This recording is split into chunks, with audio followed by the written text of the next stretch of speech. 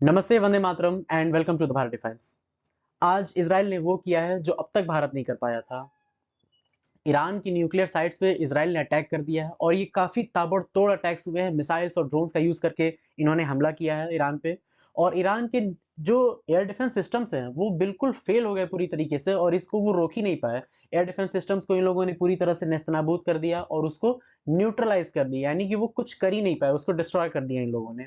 और साथ ही साथ ईरान की जो आर्मी के चीफ हैं, उन आर्मी के चीफ की भी इन्होंने हत्या कर दी है इसराइल ने इस अटैक में। और उसके बाद से ईरान ने जो हमला किया है इसराइल पे, बदले में उसने भी अटैक्स किए हैं। और इसके तहत पूरे इसराइल में इस टाइम पे हाई अलर्ट है और काफी युद्ध का माहौल बना हुआ है। ईरान ने भी ताबड़तोड़ हमले शुरू कर दिए हैं। और अब इसमें देखना दिलचस्प है कि क्या अब इसी कड़ी में क्या थर्ड वर्ल्ड वॉर स्टार्ट होने वाला है। रशिया यूक्रेन का वॉर चल ही रहा है।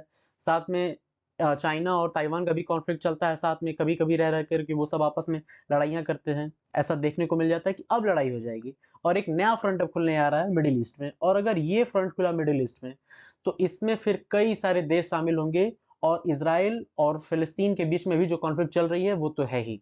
इसराइल, हमास, हिजबुल्लाह, हूती, ये जो एक नेक्सस बना हुआ है, ये जो त्रिकोण बना हुआ है, ट्रायंगल बना हुआ है कॉन्फ्लिक्ट का, इसमें अब एक नई चीज ऐड हो गई है ईरान और इसराइल के बीच में। अब ये कहां तक जाएगा, किस लेवल तक जाएगा, ये बहुत बड़ी बात होगी देखने की। लेकिन आइए सबसे पहले हम ये समझने की कोशिश करते हैं इस बार इस पूरे वीडियो में डिटेल से कि हुआ क्या है एक्चुअली और क्या क्या आगे इसके रिपरकशंस हो सकते हैं, क्या क्या इसके परिणाम हो सकते हैं। आइए समझते हैं इस चीज को अच्छे से।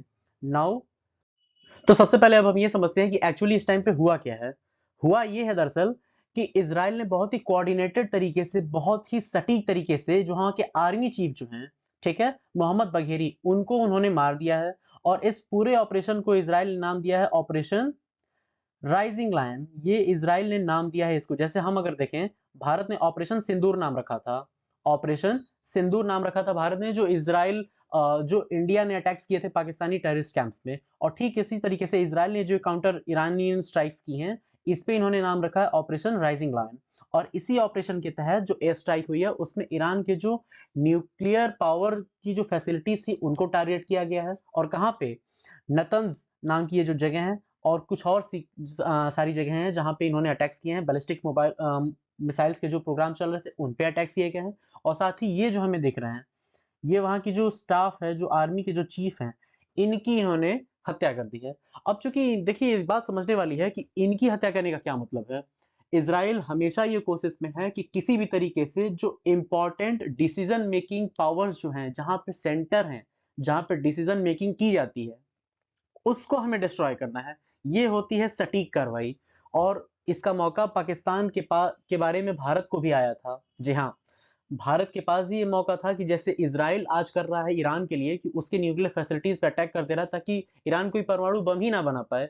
सेम सिचुएशन इंडिया के पास भी थी। अगर इंडिया भी चाहता तो पाकिस्तान को न्यूक्लियर बम नहीं बनाने देता। और वो कैसे नहीं बनाने देता, उसकी क्या स्टोरी है, ये इसी से रिलेटेड है। इसको हम आगे नेक्स्ट वीडियो में हम कवर इसी वीडियो में हम आगे नेक्स्ट फेज में हम कवर करने वाले हैं, तो आप बने रहिए हमारी इस वीडियो में। तो हमने ये देखने को मिल गया कि एक्चुअली हुआ क्या है इस टाइम पे। आगे हम समझते हैं इसके बारे में कि एक स्ट्राइक्स कैसे हुई हैं और किस हद तक काम की गई है। अब हम इसे अगली स्लाइड देखते हैं। देखिए यह है ईरानियन न्यूक्लियर साइट्स। इसमें हमें देखने को मिल रहा है, ये तबरीज नाम की जगह है, ये तेहरान वहां का कैपिटल है। ईरान का जो कैपिटल है उसको तेहरान बोलते हैं, ठीक है। ये है करमनशाह, अराक, इलम, अहवाज और इस्फहान। ये जो सारी जो जगह हैं ये ईरान की न्यूक्लियर फैसिलिटीज हैं, ठीक है। और इन्हीं जगहों पे ये अटैक करने का मेन टारगेट इसराइल का रहता है। इसराइल कहाँ पे है? इसराइल बहुत छोटा सा, देखिए यहाँ पे एक बिल्कुल पतला सा ये जो देश है, ये आपको इसराइल दिख रहा है। और बीच में आपको यहाँ पे लेबनान भी दिख रहा है, ठीक है। इसी में आपको यहाँ पे गजा, फिलिस्तीन, ये सब जगह दिख रही हैं। ये कॉन्फ्लिक्ट की जगह है। मिडिल ईस्ट एक ऐसा जगह है जहाँ पे कॉन्फ्लिक्ट हमेशा चलते रहते हैं। ईरान का समझिए बेसिक थ्रेट क्या है। ईरान को थ्रेट है इसराइल से और इसराइल को थ्रेट है, खतरा है ईरान से। सिंपल सी बात यह है कि इसराइल जो है, ये जो जगह आपको दिख रही है इसराइल, ये जो शेडेड एरिया में जो इसराइल की जगह दिख रही है, इसराइल एक यहूदी देश है और इसे खतरा है किसी भी ऐसे देश से जिससे इसको थ्रेट हो सकता है। और इसको सबसे बड़ा थ्रेट किससे है? ईरान से इसको सबसे बड़ा थ्रेट है। क्यों? क्योंकि इसराइल को हमेशा से ईरान ने खत्म करने की धमकी दी है कि हम पूरी तरीके से इस देश को खत्म कर देंगे, लेकिन इजराइल के पास न्यूक्लियर बॉम्ब्स हैं जबकि ईरान के पास बिल्कुल नहीं है। और सेम इसी चीज को काउंटर करने के लिए ईरान क्या सोचता है कि हमारे पास भी होने चाहिए न्यूक्लियर बम्स, और इसी के तहत ईरान न्यूक्लियर बम्स बनाने में लगा हुआ है। लेकिन फिर भी ईरान को ये सारी चीजें नहीं मिल रही हैं। लेकिन हमें अगर देखें इतिहास में, तो ईरान और इजराइल हमेशा से दोस्त या दुश्मन की कैटेगरी अगर हम देखें, तो ये हमेशा से दुश्मन नहीं रहे हैं।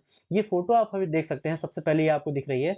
इस फोटो में हमें दिख रहे हैं रेजा सफीनिया, ये ईरानियन डिप्लोमेट हैं। ये मिल रहे हैं किससे? डेविड बेन गुरियन से मिल रहे हैं, जो फर्स्ट प्राइम मिनिस्टर हैं इजराइल के। इस फोटो में हमें क्लियर देखने को मिल रहा है, ये दोनों लोग आपस में मिल रहे हैं। और ये फोटो है 1950 की, और है कहाँ की? ये जेरूसलम की फोटो है। जी हाँ, ये वही जेरूसलम है जिस जेरूसलम को इजराइल अपनी कैपिटल मानता है, राजधानी, और दुनिया के बहुत सारे देश उसको राजधानी नहीं मानते हैं। ठीक है, तो ये हमेशा उनके बीच में अच्छा रिश्ता रहा है इजराइल के इस्टेब्लिश हो जाने के बाद। लेकिन जैसे ही ईरान में, यहाँ पे देखिए, सबसे पहले हमें देखने को मिलेगा, जैसे ही ईरान में 1979 में रेवोल्यूशन हुआ, इस रेवोल्यूशन के बाद से जो इस्लामिक क्रांति हुई, इस्लामिक रेवोल्यूशन, इसके बाद इजराइल की पूरी तरह से, इजराइल और ईरान की सिचुएशन चेंज हो गई और इनके बीच में दुश्मनी स्टार्ट हो गई। तो ये हमने देख लिया। अब आगे हम देखते हैं कि वर्ल्ड वॉर की क्या सिचुएशन है। देखिए, व्हाट इज नेक्स्ट। ये जो अटैक्स हुए हैं, ये बहुत भीषण अटैक्स हुए हैं। और ये अटैक हुए कैसे हैं? ये अटैक हुए, इजराइल ने ईरान के अंदर से अटैक किया है। सेम उसी तरीके से अटैक किए गए हैं यहाँ पे। इस बार सेम उसी तरीके से अटैक किए गए हैं जैसे कि यूक्रेन ने अटैक किए थे रशिया पे।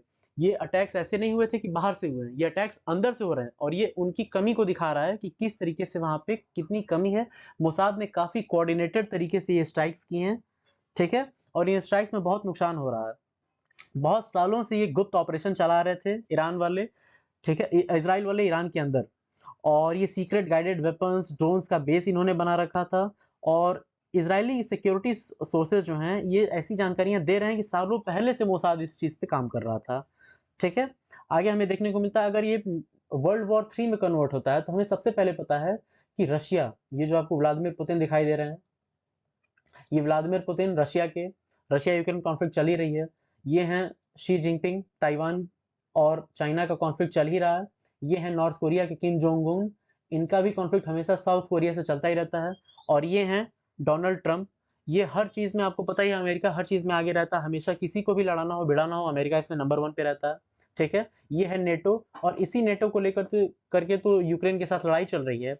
और ये आपको यूके का झंडा दिख रहा है आपको, यूके, ये ऑस्ट्रेलिया का झंडा है। ये है जापान के शिंजो आबे, जो प्राइम मिनिस्टर थे। यानी कि वर्ल्ड बहुत चेंज हो जाएगा अगर ऐसे हमले हुए तो, स्टार्ट हुए तो, अगर थर्ड वर्ल्ड वॉर स्टार्ट हुई तो। आगे हम देखते हैं कि ये सबसे पहले ये मैप है इसराइल का, ये वर्ल्ड का मैप है। देखिए, यहाँ पे तो कॉन्फ्लिक्ट चल ही रही है रशिया और यूक्रेन का। इतने एरियाज तो यूक्रेन के कब्जा कर लिए हैं रशिया ने, ये जो जितने शेडेड एरियाज हम दिखा रहे हैं।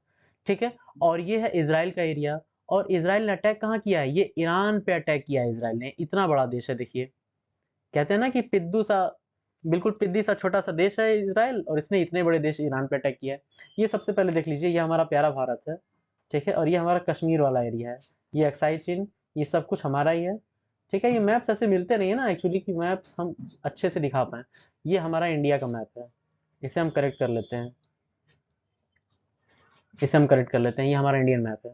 Okay, so this is the case. अब यहाँ देख लीजिए, ये कॉन्फ्लिक्ट चली रही है।